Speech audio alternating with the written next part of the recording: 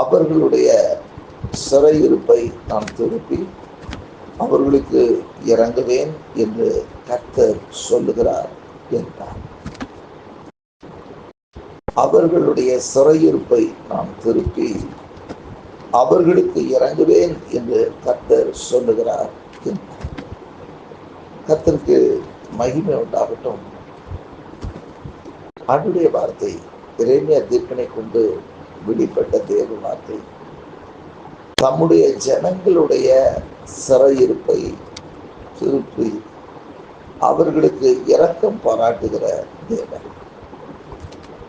யாருக்கு இந்த சிறையிருப்பு அப்படின்னு பார்த்தீங்கன்னா, இது மேல இருக்கிற அதிகாரங்கள் எல்லாம் வாசிக்கும்போது தம்முடைய ஜனத்திற்கு ஏற்பட்ட சிறையிருப்பு, அவருடைய ஜனத்திற்கு ஏற்பட்ட சிறையிருப்பு, அந்த சிறையிருப்பை ஆண்டவர் திருப்புகிற தேவன் என்று இதில் சொல்லப்பட்டிருக்கிறது.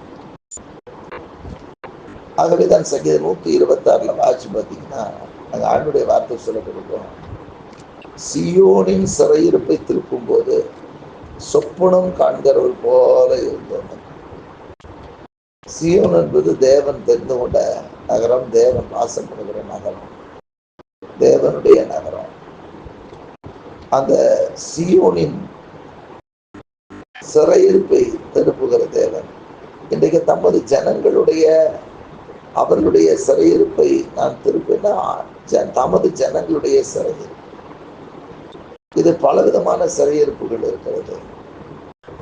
பாவத்தின் சிறையிருப்பு இருக்கிறது, பிசாசுனுடைய சிறையிருப்பு இருக்கிறது, வியாதியினால் உண்டாகிற சிறையிருப்பு இருக்கிறது, மனுஷர்களால் உண்டாகிற சிறையிருப்பு இருக்கிறது, அல்லது கடன்களின் நிமித்தம் ஏற்படுகிற சிறையிருப்பும் இருக்கிறது. இப்படி வருகிற ஒவ்வொரு சிறையிருப்பையும் கர்த்தர் திருப்ப வல்லவர். பாவத்தினால் உண்டாயிருக்கிற சிறையிருப்பு, அந்த ஒரு தகப்பனுக்கு 2 குமாரர்கள் இருக்கிறார்கள். இளைய குமாரன் எல்லாவற்றையும் விற்று அதை இழந்து போகிற அளவுக்கு அவன் கண்ணை மூடி வச்சு கர்த்தர் அந்த பாவத்தின் சிறையிருப்பை திருப்புகிறார். பாவத்தின் சிறையிருப்பை திருப்புகிற தேவன். விட முடியாத பாவத்தையும் விட வைக்க வல்லவர். பாவியாகிய ஸ்திரீ வரும் பொழுது இனி பாவம் செய்யாதே என்று சொல்லி அவளை விடுவித்தவர். சகேனுடைய வாழ்க்கையில காணப்பட்ட பாவத்தை திருப்பின தேவன் பாவத்தின் சிறையிருப்பை நம்முடைய ஜனங்களை விட்டு அகற்ற அவர் வல்லவராயிருக்கிறார். சாசனால் உண்ட சிறையிருப்போம்.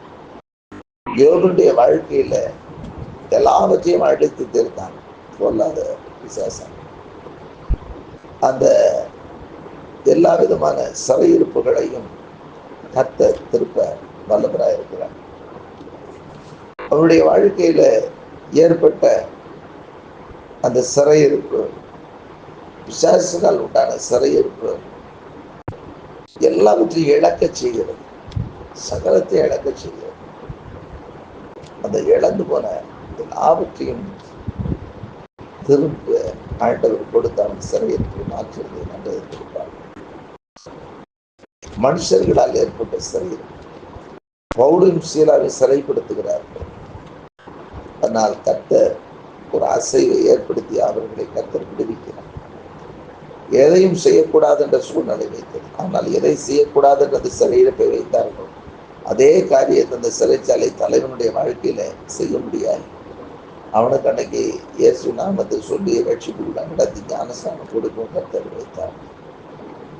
இங்கே பயன்படுத்துகிறது நாம் பார்க்கிறோம்.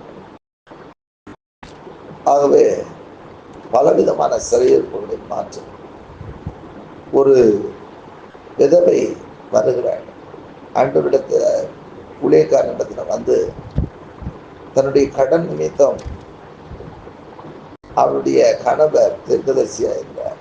அவர் வாங்கின கடன் நிமித்தம் பிள்ளைகளை அடிமைப்படுத்தும்படியாக சிறைபிடிக்க முடியாது கடனை கொடுத்தவர் வந்தார் என்று சொல்லி சொன்ன பொழுது ஒரு இடத்துல இருக்கிறது என்ன என்று சொல்லி கேட்டு, என்னிடத்துல ஒரு குடம் எண்ணெய் இருக்கிறது என்று சொன்ன பொழுது, நீ அநேக பாத்திரங்களை வாங்கி அதை உன் அறை வீட்டுக்குள் வைத்து பூட்டி அதை நிரப்புன்னு சொல்லும்போது, நிரம்பினது, பாத்திரம் முடிந்தது, எண்ணெயும் நின்றது. இப்பொழுது அந்த திக்கு தரிசன இடத்துல வந்து கேட்ட பொழுது, இருக்கிறதையெல்லாம் வித்து கடனை அடைச்சிட்டு மிச்சம் இருக்கிறத வச்சு வாழ்க்கையை நடத்து என்று சொல்லி, அங்கே அவளுடைய கடன் நிமித்தம் உண்டான அந்த சிறையிருப்பை மாற்றின தேவன் உங்கள் வாழ்க்கையை மாற்ற வல்லவராக இருக்கிறார்.